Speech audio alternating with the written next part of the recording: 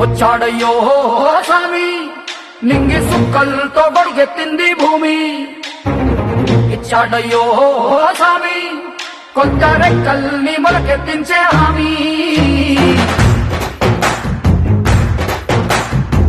వచ్చాడయ్యో స్వామి నింగి సుక్కలతో బడిగెత్తింది భూమి.